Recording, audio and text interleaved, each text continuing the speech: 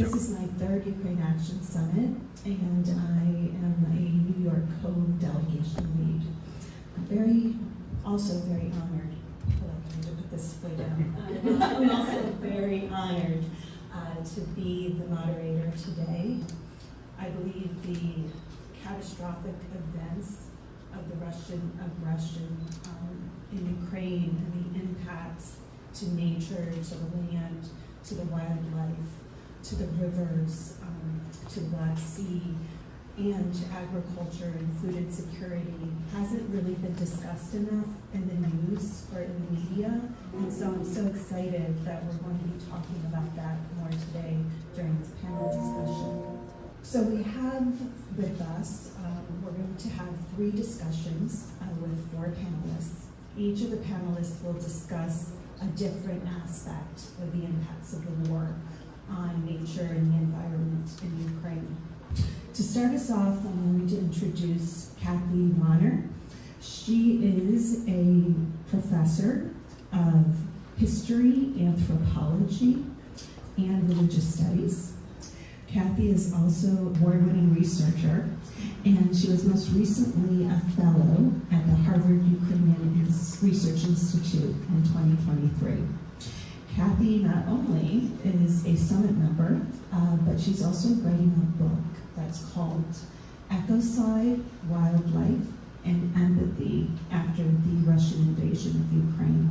This discussion, Kathy will be talking about the war's impacts on Ukraine's animals, and she'll also be talking about the impacts to Ukraine's farms, agricultural industry, and overall global food security. Please welcome Kathy. Thank you. I'd like to, of course, thank Ukrainian Jersey City for organizing this, as well as the coalition, which, as you mentioned, I am indeed a part of. This is my 2nd summit, and I'm very, very pleased to be here. And I would especially like to thank Anya for bringing Denys Krybyi's magical photographs of the Ukrainian landscape to us. Just looking at these photos, I really think transports us into another realm where we can experience beauty and awe and feel inspired and empowered. Nature has really tremendous powers to heal, to nourish, and to invigorate us. And it's for this reason, when I think of war in Ukraine and the tremendous human suffering that is being experienced each day there, I also think of where this pain is experienced and what can lessen the trauma of this war. As Sarah mentioned, I've been conducting research in Ukraine for over 30 years and writing books on what I have learned there. And so this war has brought me to focus on the environment, on the landscapes of Ukraine, and on the relationships that Ukrainians have to mountains, rivers, forests, and fields. It strikes me that very little attention has been given to how animals and plants and nature itself experience war. And I, of course, find this very regrettable, given how important they are in sustaining and enriching the lives of Ukrainians and all of us. So as I began to explore this topic, I also understood Franklin Delano Roosevelt's last message to the nation more fully. Remember those fireside chats? Well, on the cusp of the end of World War II, in April 1945, it was even hours before he died, Roosevelt prepared what would be his final address to the nation. And he said the following words, which, by the way, are inscribed on the monument dedicated to him here in Washington. He said, "The work, my friends, is peace. More than an end to war, we want an end to the beginnings of all wars. Yes, an end forever to this impractical, unrealistic settlement of differences between governments by the mass killing of peoples." And it occurred to me, as it has since occurred to many Ukrainians, that if nature had rights, if animals in flora had rights, and by this I mean the right to not be purposefully harmed, to not be subject to extermination or contamination, then perhaps we could end the beginnings of all wars. It needs to become an international war crime to harm the kinds of landscapes that Denys Kryvyi reminds us exist in Ukraine. If ecocide were an international war crime like genocide, the mass killings of peoples to which Roosevelt refers, then perhaps it would become more difficult to begin to wage a war. It would be more costly to wage a war as well. There would be legal mechanisms in place to mandate war reparations, not just for the loss of urban infrastructure, which is of course also important, but for the loss of clean water that quenches people's thirst, for contaminating healthy soil that is capable of feeding the world, and for the loss of the majestic landscapes that you see in these photos. The word ecocide draws on the Greek oikos, meaning home, and Latin side, to kill. It refers to the devastation and destruction of the environment to the detriment of life. And it's important to note that the term was first coined in connection with the Vietnam War. It was Arthur Ralston, who is an American, who protested the American invasion of Vietnam and the U.S. forces' use of Agent Orange to destroy the foliage cover that protected soldiers and the crops that fed not only Vietnamese troops, but civilians as well. And I have to say, I was in Vietnam in March, and I can tell you that that jungle area is only now beginning to come back. And here we are 5+ decades later. So efforts are currently underway to amend the Rome Statute of the International Criminal Court. And in fact, a proposal was made about 2 weeks ago to bring the crime of ecocide within its purview. That is to say, to move the classification of ecocide to a crime against humanity. So far, no charges of ecocide have ever been filed, so there's no established case law. And this is in part because the threshold of proof of intent and extent of environmental damage is high enough to preclude corporate or state actors who cause environmental damage during peacetime, perhaps inadvertently, from being prosecuted for the crime of ecocide. It's for me, and I suspect for you as well, quite a bitter irony that the main architects of the legislation making genocide a war crime were two men who were from Lviv. And I'm afraid, but sometimes even I'm also quite proud that I think the main architects of the legislation that will make ecocide a war crime will also come from the hands of women and men who have been nourished by the landscapes of Ukraine. So if we take a moment to think, what is to be gained by looking at war from the perspective of animals, landscapes, and nature?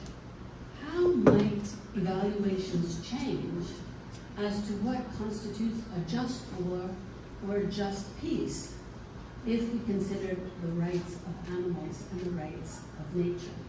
Already, this war has changed how humanitarian organizations formulate responses to displaced people. The outflow of refugees from Ukraine after the invasion began on February 24th, 2024, was unprecedented in many respects. Not only was it the staggering number of people who were on the run that characterized this displacement of populations, but also the fact that so many refused to leave their pets behind. Refugees arrived at the Polish-Ukrainian border with dogs, cats, horses, turtles, guinea pigs, and a legion of other pets that they could not bear to leave behind to the mercy of Russian forces. We also know that many who refused to flee even in the face of advancing Russian aggression, remained at home because they didn't want to leave their cow, chicken, or other livestock unattended. It became obvious, once again, the extent to which so many Ukrainians depend on small-scale, sustainable agriculture to provision themselves, even as they do so alongside the enormous agro-businesses that supply much of the world's grain to food-insecure peoples in Asia and on the African continent. This demonstrated loyalty to animals in the lives of Ukrainians earned them great empathy for their plight. It also earned them respect for their commitments, their values, and their character. So the goal of my research is to assess how animals have experienced this war so as to make a case for the introduction of ecocide as a war crime. I want to raise awareness of the environmental costs of war to a region, and really even the planet, along with the intention of making the cost to the aggressor who wages war more punishing. A focus on ecology and landscapes aims to harness the empathy that we seem to feel so much more readily for the suffering of animals than for humans. But I want to use that empathy and the outrage that it yields as a motivating factor to shape our responses to war-induced suffering that people incur. We need to use those emotions to end this war and to end the beginnings of other wars in the future. In essence, elevating ecocide, defined as acts that destroy the world's ecosystems, to the level of an international war crime, alongside genocide and other crimes against humanity, allows us to argue that the cost of waging war must include the cost to human life as well as to non-human life. Humans have rights, but perhaps nature should too. And I think on this last point, I suspect that Denys Kryvyi would agree with me. When we accord nature and landscapes the sacred status it deserves, this translates into secular institutions such as the International Criminal Court beginning to recognize the rights of nature. This is beginning to figure into legislation.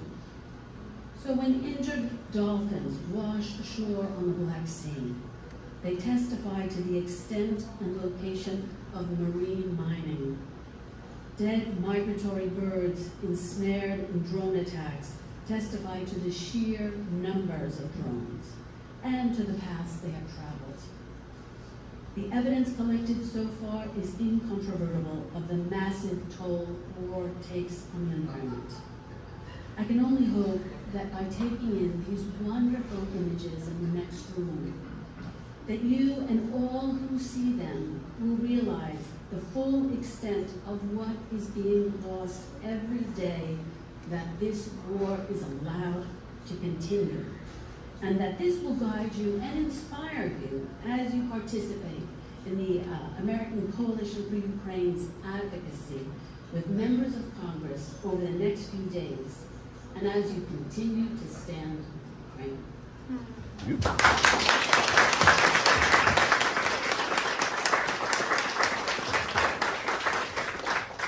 Thank you so much, Kathy. That was wonderful. I really hope that that legislation goes through. Our next panelist is Calvin Norman, and Calvin is a teaching professor of forestry at Penn State University. Calvin's passion is making forests the best they can be through education, and I just really love that. Also, Calvin and some of his colleagues have recently conducted a 10-part web series based on the war's impacts to Ukraine's people and their environment. They'll be doing another one of these web series starting in October in the free, so I welcome everyone to, I guess, leave sign up. Yep. Calvin will be able to tell you more about how you can join that. Anyway, Calvin will be speaking to us about the war's impacts specifically to the forests, the soil, and the rivers, especially the Dnipro River. So please welcome Calvin.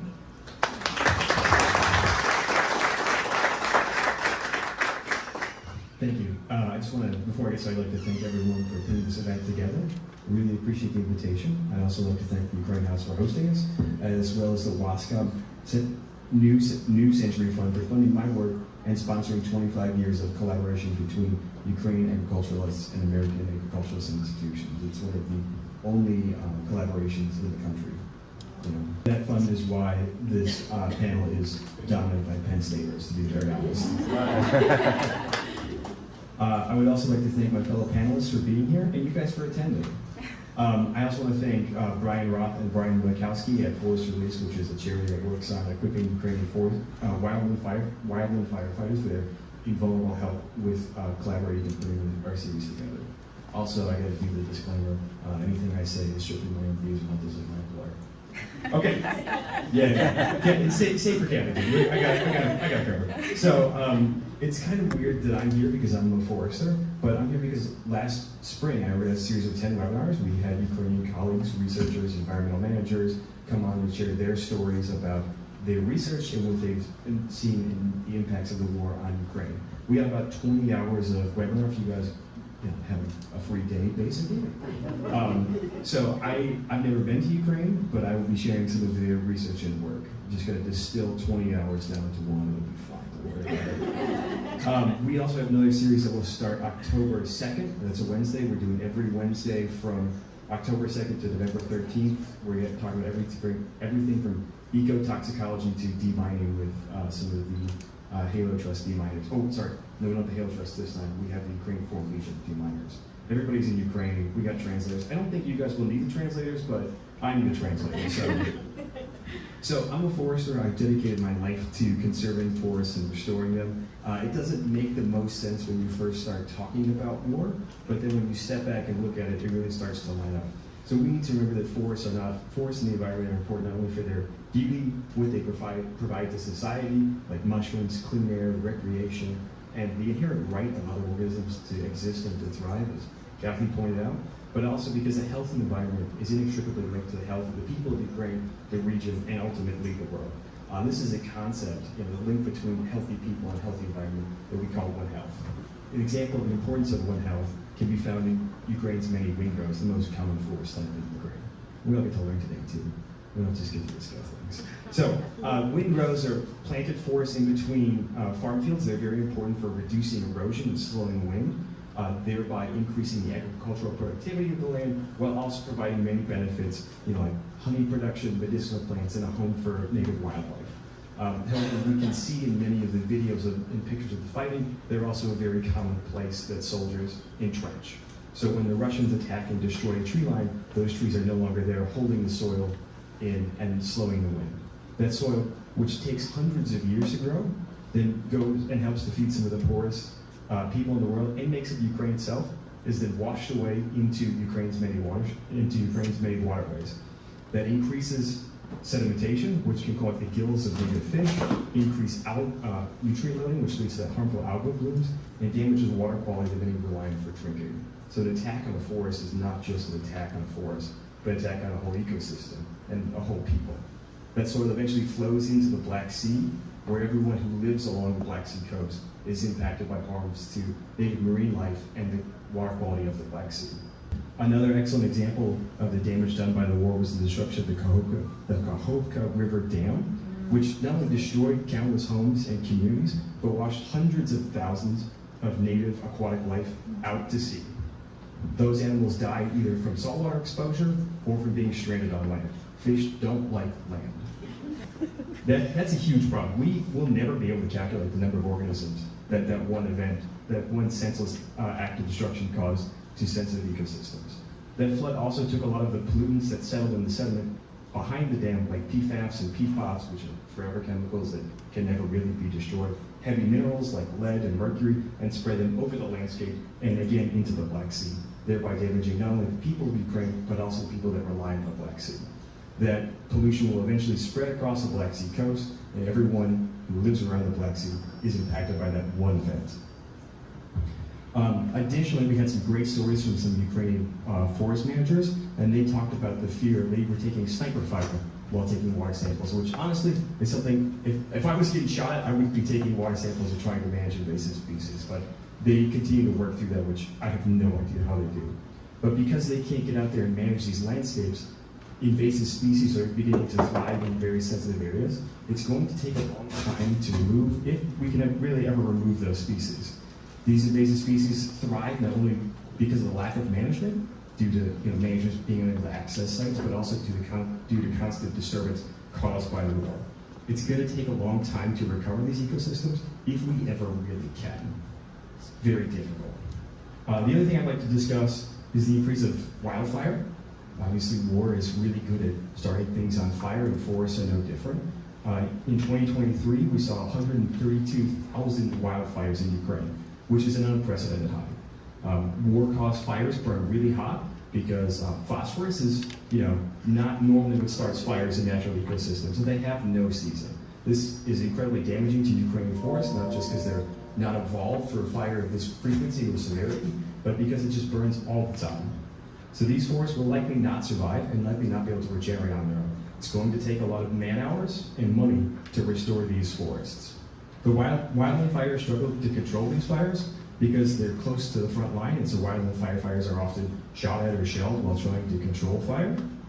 And these forests have a lot of unexploded ordnance in them, which can detonate at any time, especially when exposed to high heat, falling trees, and the vibrations that are common in wildland fire. I don't know how they do it. It's very difficult fighting wildland fire on its own, much less when the fire shoots back and has artillery support. The smoke from these fires hurts not only the wildland firefighters, but the people of Ukraine and the region. Some of these fires have taken place in the Chernobyl exclusion zone. A study by Dmitry Holyak at the Life Sciences University of Ukraine estimated that breathing that smoke for an hour was equivalent to smoking 600 cigarettes. That smoke plume from that one fire that was measured blew over Kiev and the rest of the region, exposing thousands, hundreds of thousands to radiological damage. These are just a few of the impacts that the war does. Burning tanks and military hardware release untold pollutants into the air and water of Ukraine, which will continue to hurt people for decades to come. Remediation will be difficult for many of these, if possible, for many of these materials. Additionally, as much as 30% of Ukraine is currently contaminated with mines and unexploded ordnances, which kill people and wildlife every day, and leak pollutants into soil. I've been told by some colleagues at the Halo Trust that it will take at least 50 years to decontaminate these areas and to demine Ukraine. Some areas will never fully be decontaminated. It's impossible to demine a river, despite there being ordnance in a river. When the demining is conducted, deminers go in, they have to remove all the vegetation so they can see what they're working with, and then they do their work. This usually, this can involve blowing up mines, which disturb soil, which you can put dirt back in a hole, but it's not just dirt, it's a whole bunch of stuff going on there. So when you disturb that and you just jam it back in a hole, it takes a long time for the soil to be repaired. Then you have to replant those sites, which is difficult from a man-hour perspective. This is 30% of the country. No one plans to replant 30% of our country. There's not enough nursery stock for this. So they're going to have to set up a lot of nurseries and get plants going. Additionally, when you replant a forest, you don't ever go back to that 40-year-old forest. This is a new forest. We're starting from age 0. How do you make up 40 years being grown? You don't. It's gone.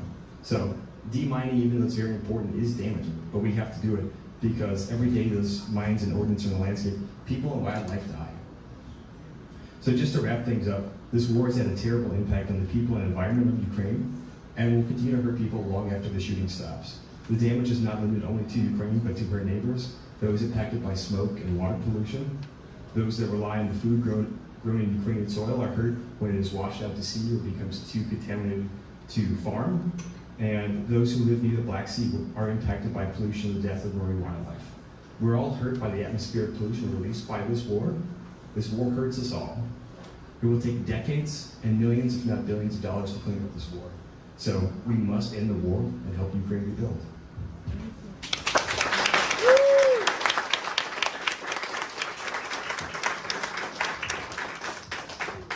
Thank you so much, Calvin. That was really illuminating.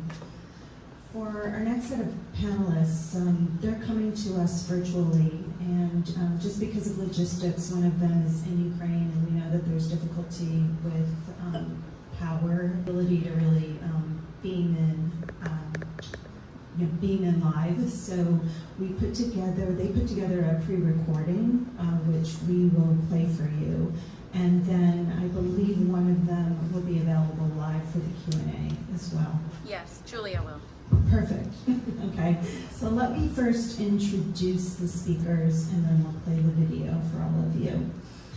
We have two speakers, Julia Machel and Alexandra Rucha. They're both from Let's Do It Ukraine. Julia is an environmental activist and scientific researcher with over 22 years of experience. She's also the leader of Let's Do It Ukraine. Julia was one of the first researchers to start thinking about the environmental impacts of the war in Ukraine, and she has been actively studying the impacts of the Kakhovka hydroelectric power plant destruction last year. Alexandra is a project manager who focuses on international partnerships for the humanitarian aid organization called Let's Do It Ukraine, SOS. Guests and organizers of the summit. My name is Julia Marshall, and I am the leader of the environmental NGO Let's Do It Ukraine and founder member Let's Do It World Movement, which organized World Cleanup Day in 211 countries.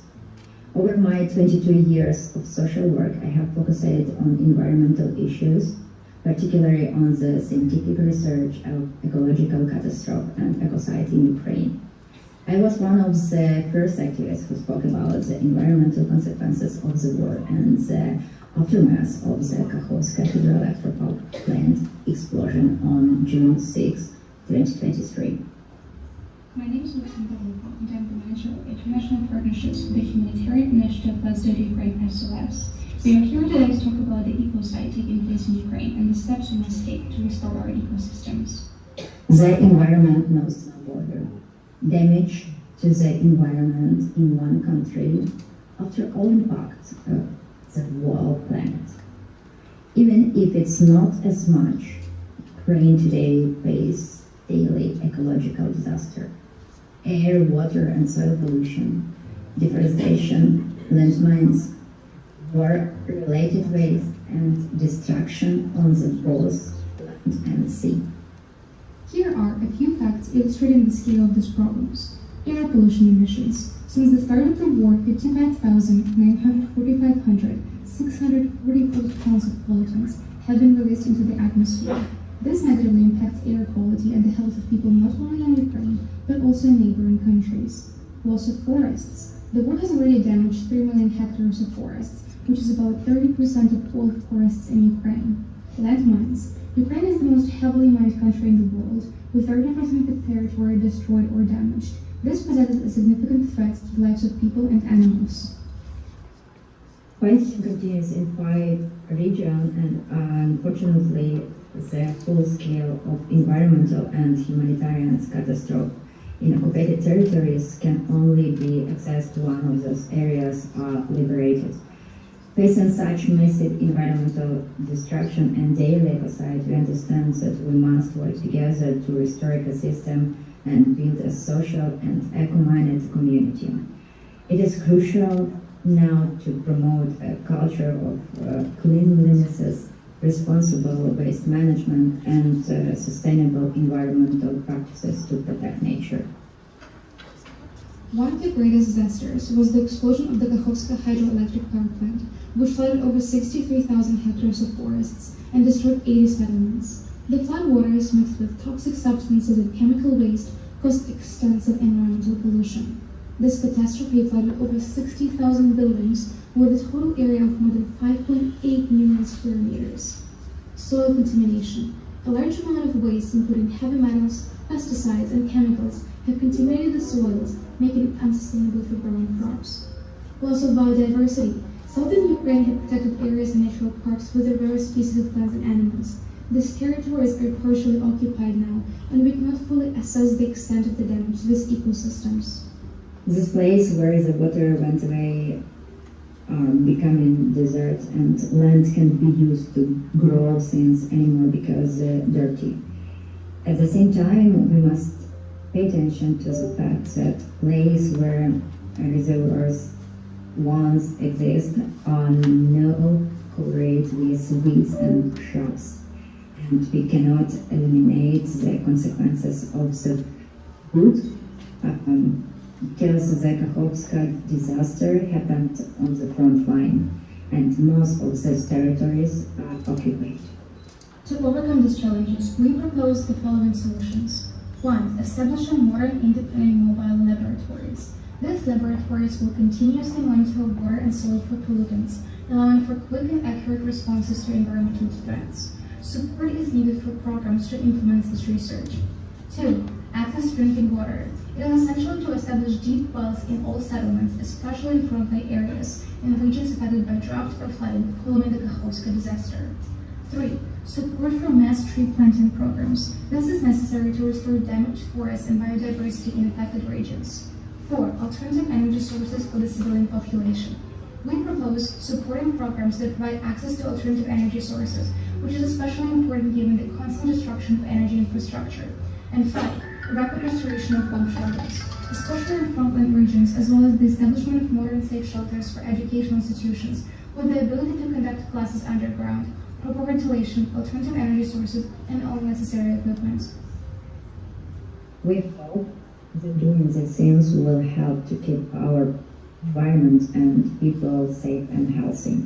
To achieve this, we are ready to cooperate internationally. A significant number of dedicated volunteers in all regions of Ukraine and extensive experience in organizing environmental and humanitarian missions. We also carry out national-wide projects, information campaigns, and social advertising to inform public and involve local citizens, youth, and schools. The war might seem far away for some people, but environmental is important for everyone on the planet. Pollution and damage in one place are to the whole world. Please help us restore ecosystems and protect our future. We ask each of you not to stop and actively contribute to our defense and security, as well as to the rapid restoration of ecosystems for the livelihood of the civilian population. Together, we can make a significant impact, not only on the recovery of Ukraine, but also on the preservation of the planet, for a safe life now and for future generations. Thank you for your support, for your efforts. Slava Ukraini.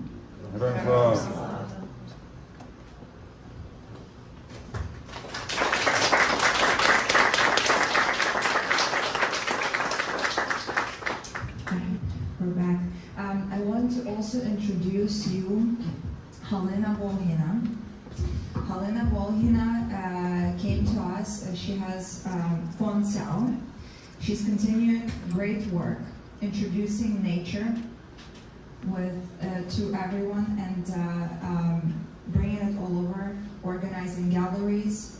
And I wanted to give her a few words before we continue with our questions. Я сподіваюся, що наразі моя місія допоможе розказати світу більше про природу України, допоможе більше дізнатися про проблеми, які з цим пов'язані. Я знаю, що Денис дуже сильно любив свій край, він дуже сильно любив природу України, для нього це були не пусті слова. Його похід в служби ЗСУ, він був пов'язаний з захистом природи. Для нього це було дуже важливо. І я думаю, в відео ви зрозумієте, наскільки це було для нього важливо, там він скаже це своїми словами. Для мене ж наразі важливо просвітницька діяльність і показати світу ці фотографії, тому що вони мають неабиякий вплив і вони просто прекрасні. Я думаю, ви це вже пам'ятаєте. Дякую. Helena is very happy to be here to have this important mission to carry on the photographs, and Denys, he deeply cared about his land, and it's very important for her to continue to showcase the land that he passed away, died for in 2023, to continue to preserve the nature, to continue to highlight that. And I'm very grateful that, and she continued this work with the Fond Sao. We're very thankful that they partner up with us. We're very thankful for Ukraine House partnering up with Ukrainian Jersey City. We're very thankful for American Coalition for making this successful panel discussion, and for all the panelists. I'm very grateful for Oksana, thank you. And I definitely want to say that all of the proceeds that will be today from sale of these photographs and Denys' stuff and Helena's stuff, we will go towards the demining efforts, partnered up with Save Lives and their initiative, We Live Here. You can see in the brochure at the end, they are working on the grounds, and we would like to show you a small video that they provided to us. Hopefully we can make a big impact. Молодий. Вася. Дякую.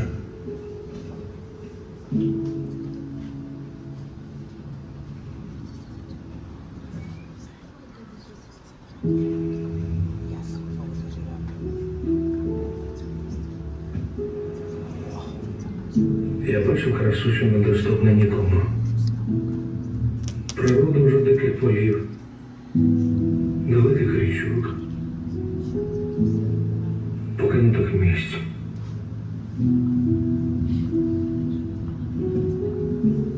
А от людей немає.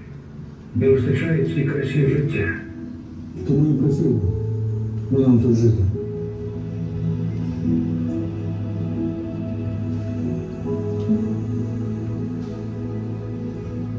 Підтримайте саперів, які повертають красу України. Активуйте суперсилу допомога ЗСУ. І Київстар перерахує до 50 гривень на роботизовані комплекси та обладнання для саперних груп. Київстар. Назустріч перемозі. Well, thankfully, Denys lives on through his work and the work that his wife Helena is doing. We're going to move on to the Q&A session. For this, I will just ask if you have a question for the panelists, if you could just tell me which panelist you have the question for, or if it's directed to all the panelists. And then, do we have Julia available? We have Julia. Welcome, Julia. Julia, can you hear us? Yes. Perfect. Welcome. Welcome to Ukraine House in DC. Welcome.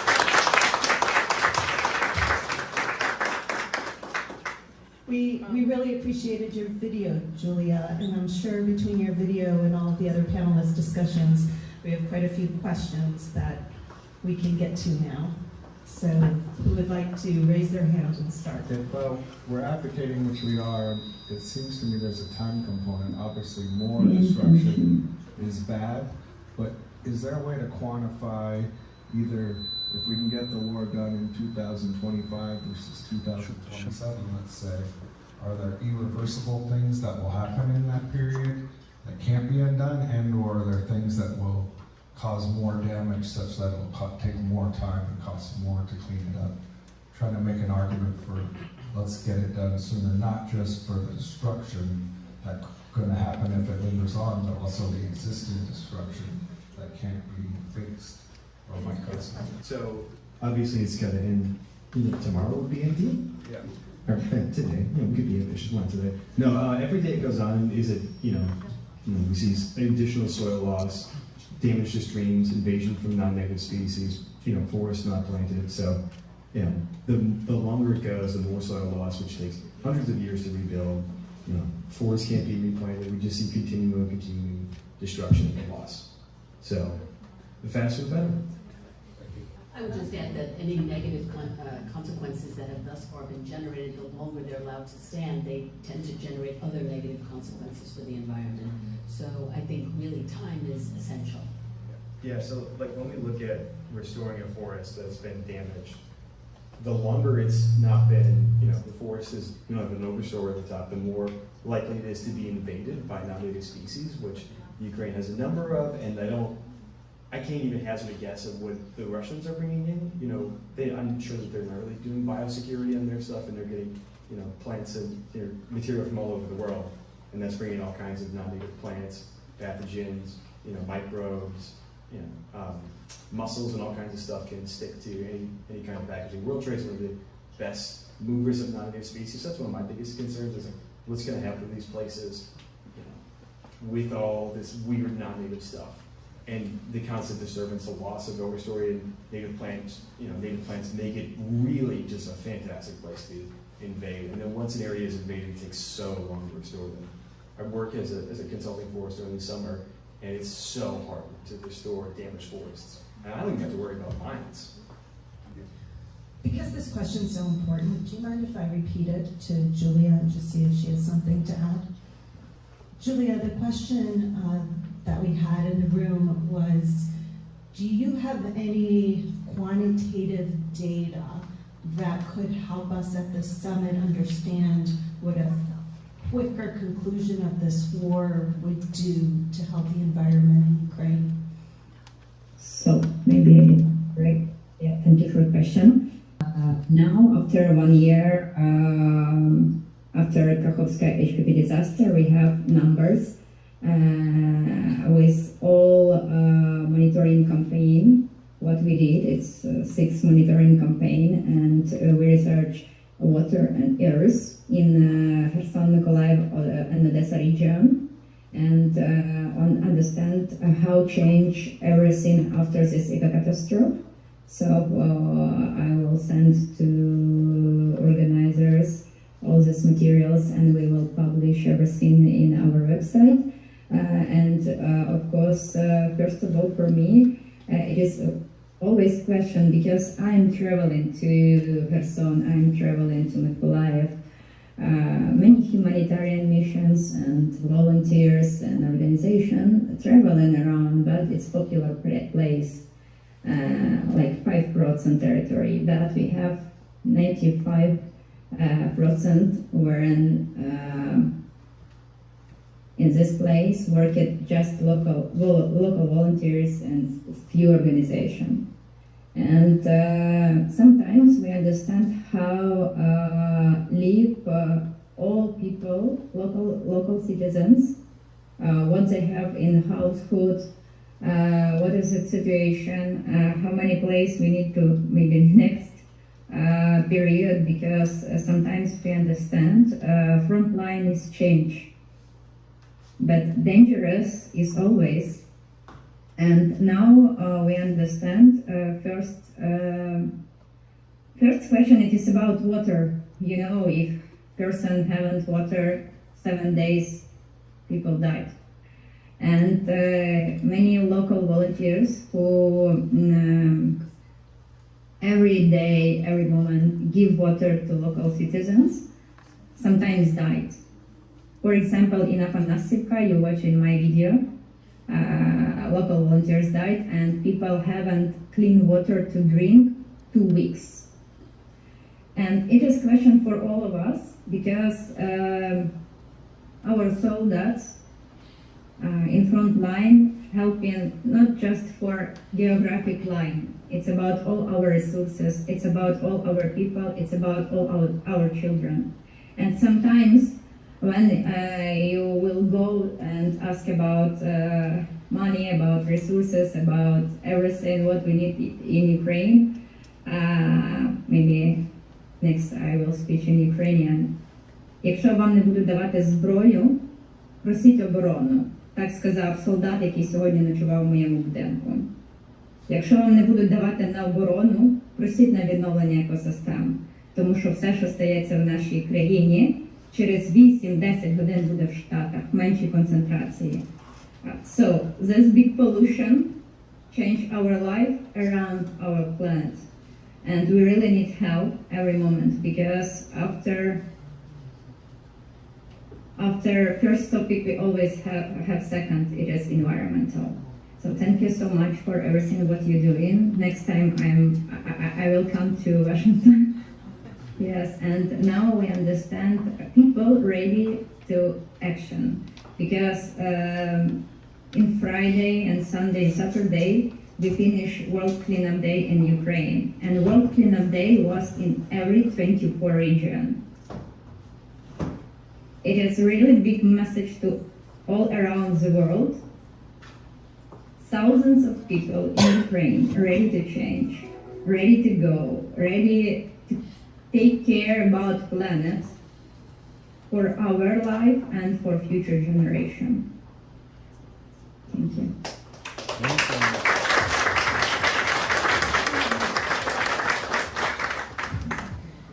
Доброго дня.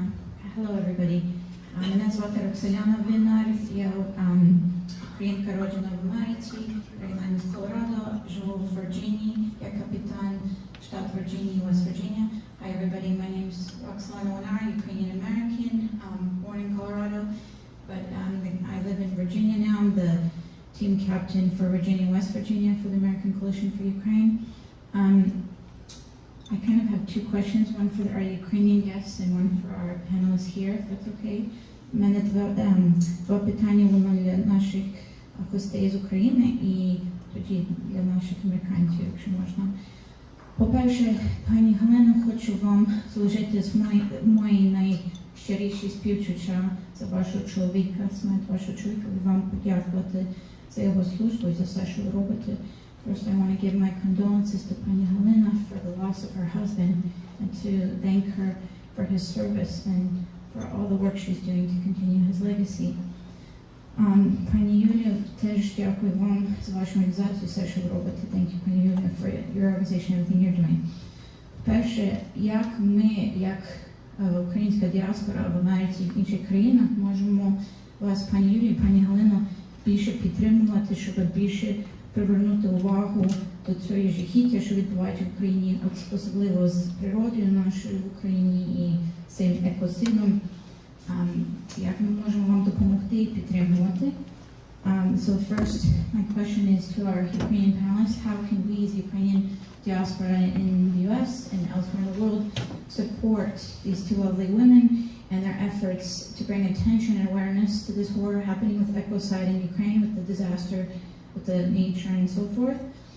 And then I'll just ask both questions if that's okay.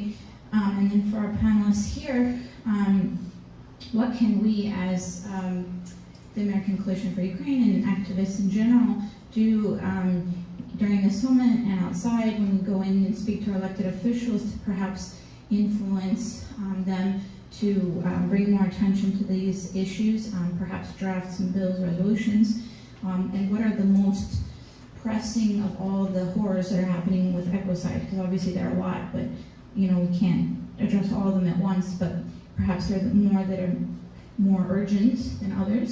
So what can we do to kind of bring that attention? I'll translate myself so you don't have to. Моє друге питання до наших американських гостей є, що ми як активісти в коаліції і взагалі цей саміт можемо зробити, щоб звернути увагу до наших урядовців, наших конгресменів, сенаторів, щоб, можливо, вони би нові закони, придумали якісь закони чи взагалі документи, bills, resolutions про екоцид і що відбувається в Україні, і так само якийсь з них є більший пріоритет, більше такі дуже важливі в цей час. Дякую.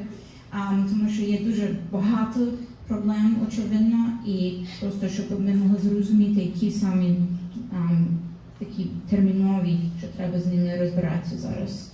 Дуже дякую. Thank you. First of all, I think it will be great if our diaspora will help us with information, because sometimes we have true information and we haven't experts, we haven't laboratory here, not normal laboratory, we haven't scientists, and researchers who can work with our numbers, with our information to next. And of course, if it's globally, always we have like projects, міста побратими. In Ukraine, we have many citizens with US citizens who work together, and if we will lobby more programs to environmental education, it will be great.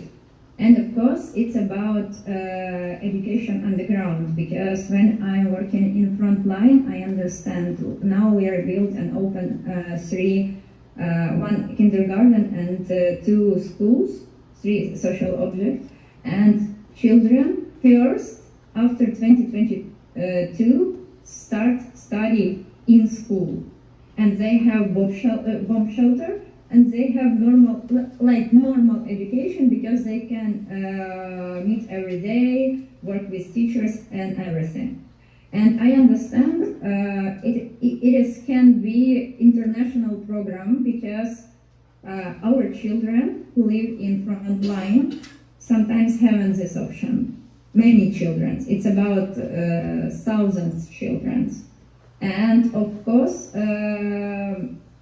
if you can collaborate with us, if you can work with local organizations who live in front line, because they know more like everyone, it will be help, because we must work immediately. It's about really our health. And eco-catastrophe happened here every day. For example, I live in Kiev, and a few days ago, the big news was Kiev was the polluted capital in the world, because our forest was in fire. And this fire was like 5 kilometers to my house. And in this time, we need more information campaigns, because people don't understand what happened, people don't understand how it's working. And sometimes they don't want watch TV marathon, for example, or listen us in Telegram channel, for example. But if we will work together and organize many message, if something happened, you can do this, and it will international program. Maybe our information will help in Ukraine people and another countries who have same situation or eco-catastrophes. So, and of course, we need, for example, sometimes I can't go because I haven't the special car, yes, бронемашину. So, and our volunteers every day risk in front line because they haven't normal transport. They use all them cars just from family. And if you will think about this, maybe special project for cars, special cars, because for example, if you want to monitor water in Kherson, you need special car. Or you have 99% situation you're not back to home. So always it is about risk, always it is about life. And of course it is about AI technology, because I believe, I was in USA, and I believe we can do many steps with AI technology, and we can not using people personally. So yeah, I understand it's something new, I understand it's something big, but we really have short time for restore, rebuild, and monitor everything. So thank you so much.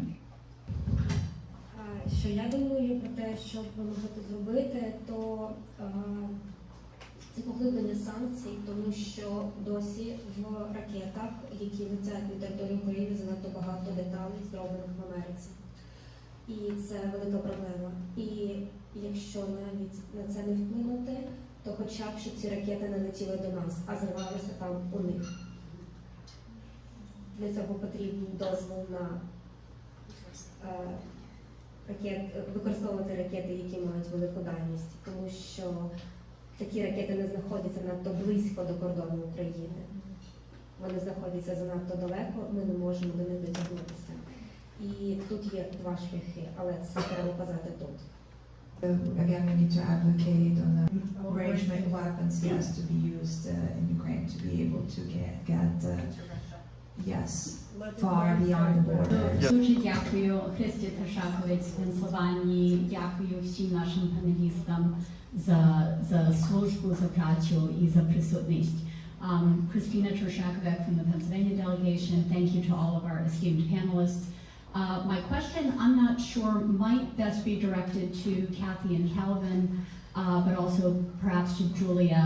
And the question is, do you have any sense, even if it's ballpark figures, what percentage of agricultural lands have been demined?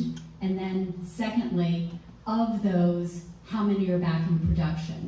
So to translate, які процент землі, яка була вже визволена, є здемінована, і який процент є назад в продукції?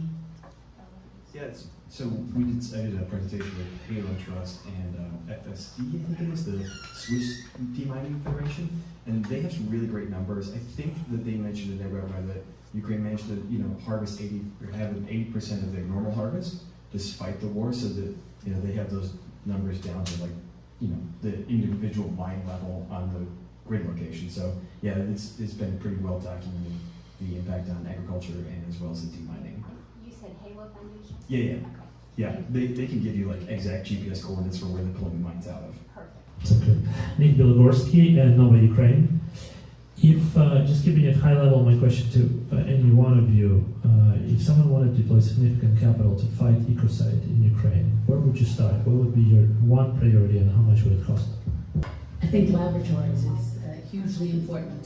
I mean, in other words, if you want to both ascertain what needs to be done and to assess the extent of environmental damage, which is what is going to be needed if you want to prosecute this in a court of law, you need to note what was the status of the air and the water and the land prior to this aggression and what it is now.